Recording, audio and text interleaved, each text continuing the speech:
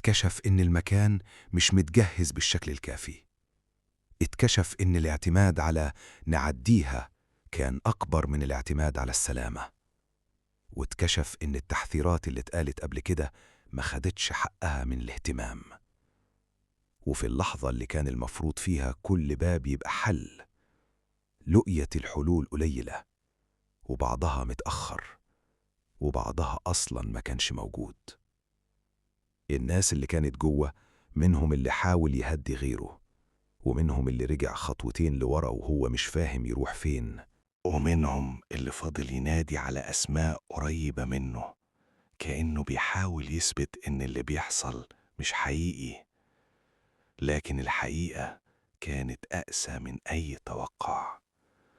القاعة اللي اتبنت عشان تعرض فن كشفت في دقايق عن أخطاء كانت متخبية سنين. مش بس خطأ واحد، لأ، سلسلة أخطاء: إهمال، تأجيل، ثقة زيادة، وصوت الناس اللي كانت بتحذر ضاع وسط الزحمة. اللي شافوا الناس في الليلة دي ما كانش مجرد حادثة عابرة، كان درس قاسي جدا.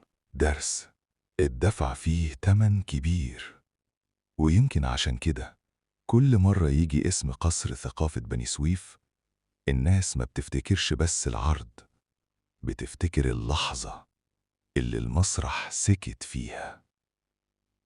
بعد الليلة دي الكل بدأ يسأل: مين كان يعرف إن المكان محتاج استعداد أكتر؟ مين نبه ومين تجاهل؟